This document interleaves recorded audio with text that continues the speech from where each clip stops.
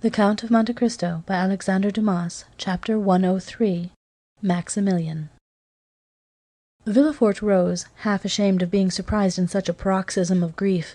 The terrible office he had held for 25 years had succeeded in making him more or less than man. His glance, at first wandering, fixed itself upon Morrel. "Who are you, sir?" he asked, "that forget that this is not the manner to enter a house stricken with death? Go, sir, go!" But Morrel remained motionless. He could not detach his eyes from that disordered bed and the pale corpse of the young girl who was lying on it.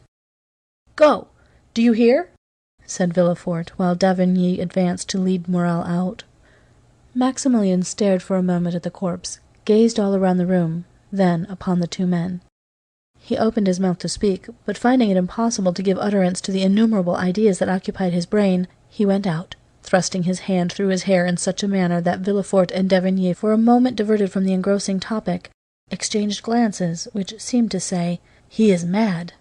But in less than 5 minutes the staircase groaned beneath an extraordinary weight. Morrel was seen carrying, with superhuman strength, the armchair containing Noirtier upstairs. When he reached the landing, he placed the armchair on the floor and rapidly rolled it into Valentine's room. This could only have been accomplished by means of unnatural strength supplied by powerful excitement. But the most fearful spectacle was Noirtier being pushed towards the bed, his face expressing all his meaning, and his eyes supplying the want of every other faculty.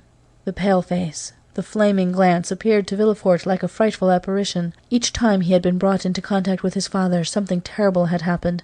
"See what they have done!" cried Morrel, with one hand leaning on the back of the chair, and the other extending towards Valentine. "See, my father, see!" Villefort drew back and looked with astonishment on the young man, who, almost a stranger to him, called Noirtier his father.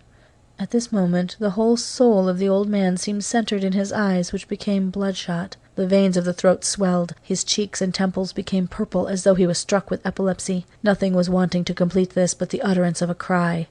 And the cry issued from his pores, if we may thus speak, a cry frightful in its silence. d'Avrigny rushed towards the old man and made him inhale a powerful restorative. "Sir," cried Morrel, seizing the moist hand of the paralytic, "they ask me who I am, and what right I have to be here. Oh, you know it. Tell them! Tell them!" And the young man's voice was choked by sobs. As for the old man, his chest heaved with his panting respiration. One could have thought that he was undergoing the agonies preceding death. At length, happier than the young man, who sobbed without weeping, tears glistened in the eyes of Noirtier. "Tell them," said Morrel in a hoarse voice, "tell them that I am her betrothed. Tell them she was my beloved, my noble girl, my only blessing in the world. Tell them! Oh, tell them that corpse belongs to me!" The young man, overwhelmed by the weight of his anguish, fell heavily on his knees before the bed, which his fingers grasped with convulsive energy. d'Avrigny, unable to bear the sight of this touching emotion, turned away, and Villefort, without seeking any further explanation, and attracted towards him by the irresistible magnetism which draws us towards those who have loved the people for whom we mourn, extended his hand towards the young man. But Morrel saw nothing. He had grasped the hand of Valentine, and, unable to weep, vented his agony in groans as he bit the sheets. For some time nothing was heard in that chamber but sobs, exclamations, and prayers. At length Villefort, the most composed of all, spoke. "Sir," he said to Maximilian, "you say you loved Valentine, that you were betrothed to her? I knew nothing of this arrangement, of this love, yet I, her father, forgive you, for I see that your grief is real and deep. And besides, my own sorrow is too great for anger to find a place in my heart. But you see that the angel whom you hoped for has left this earth.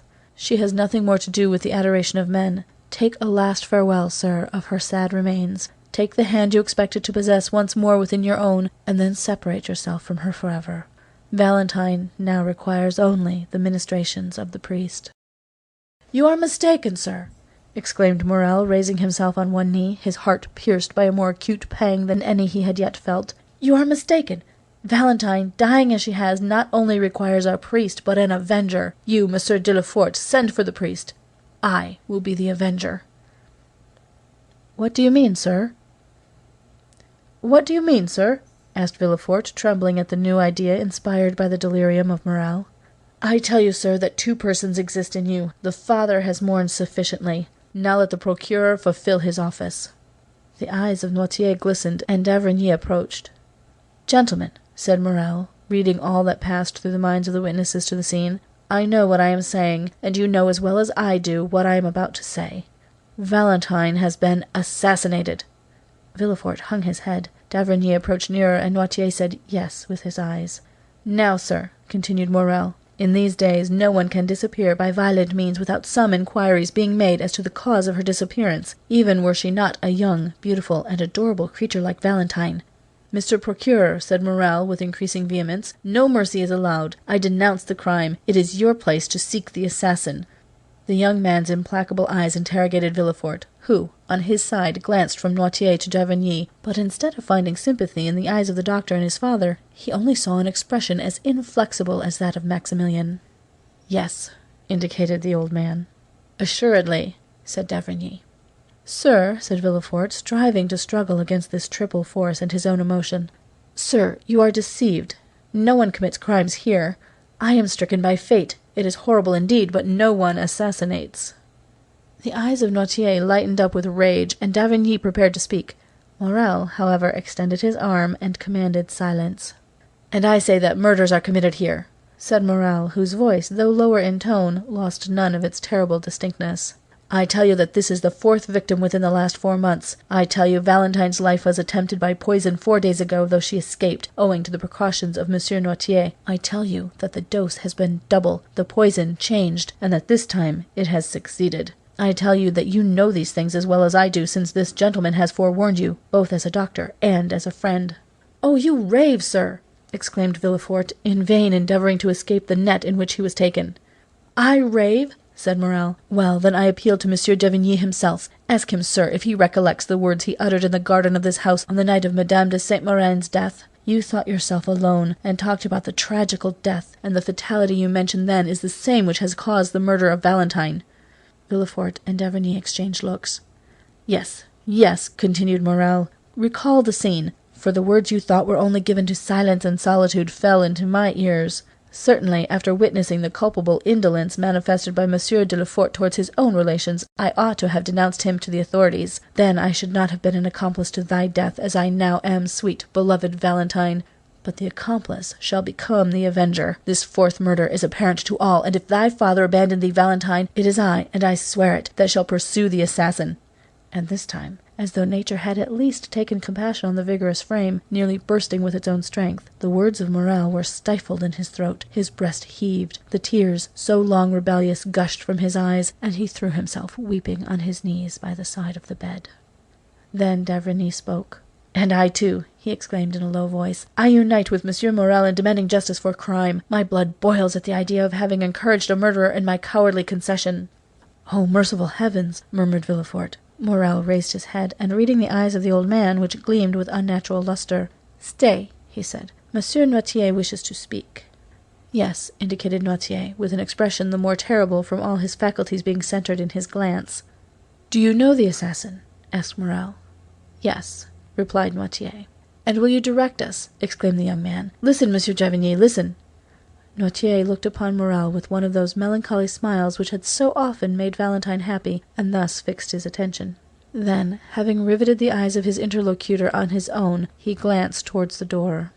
"Do you wish me to leave?" said Morel sadly. "Yes," replied Noirtier. "Alas, alas, sir, have pity on me!" The old man's eyes remained fixed on the door. "May I at least return?" asked Morel. "Yes." "Must I leave alone?" "No." "Who am I to take with me, the procureur?" "No." "The doctor?" "Yes." "You wish to remain alone with Monsieur de Villefort?" "Yes." "But can he understand you?" "Yes." "Oh," said Villefort, inexpressibly delighted to think that the inquiries were to be made by him alone.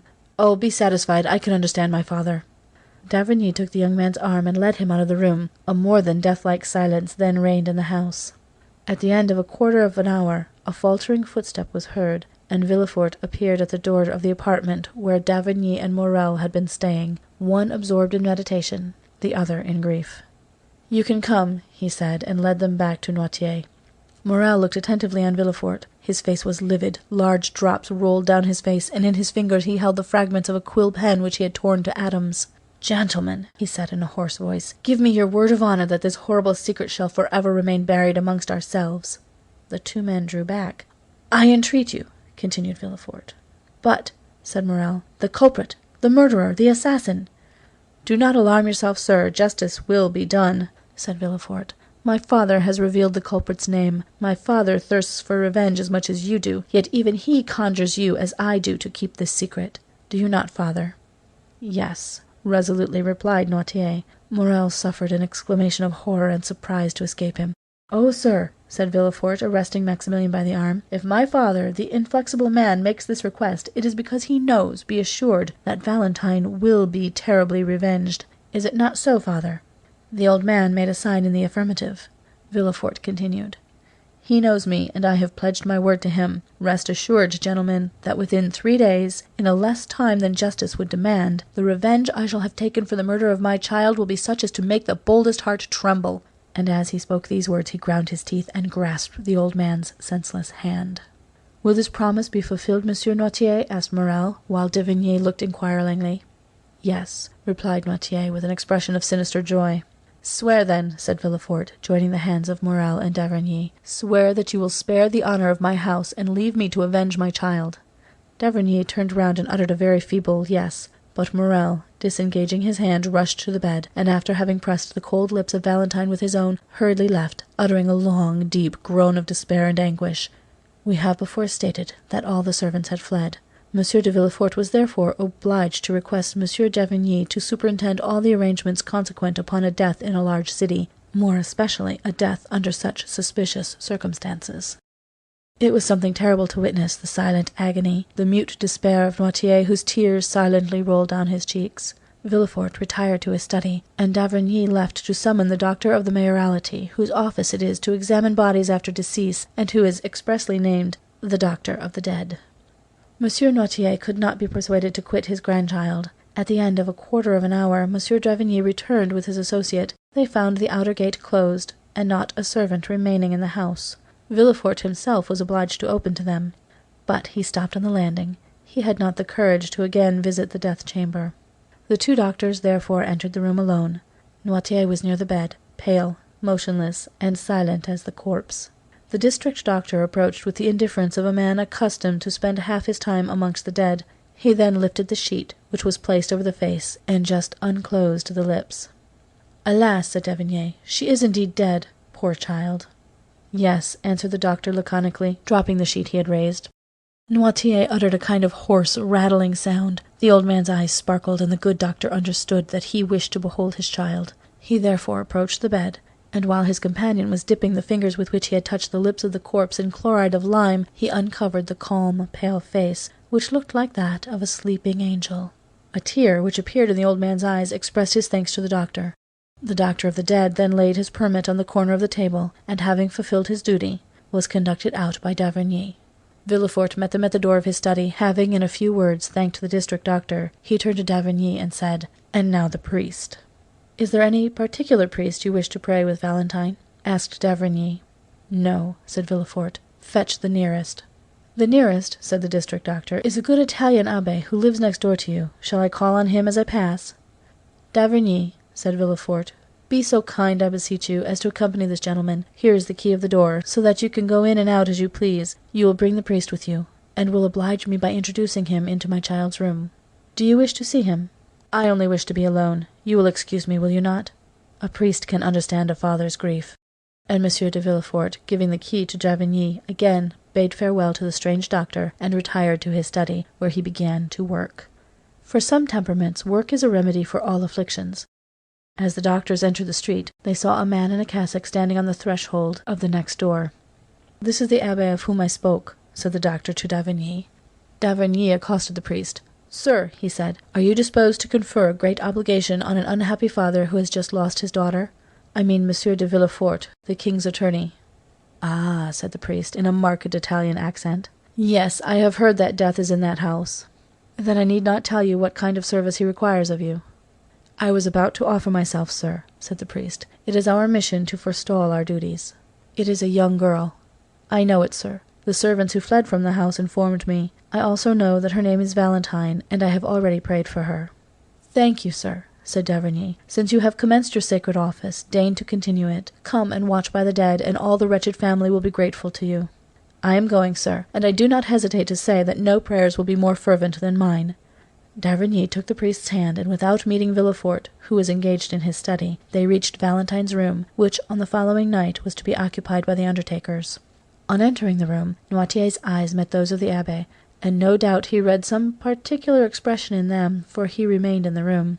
D'Avrigny recommended the attention of the priest to the living as well as to the dead, and the Abbé promised to devote his prayers to Valentine and his attentions to Noirtier.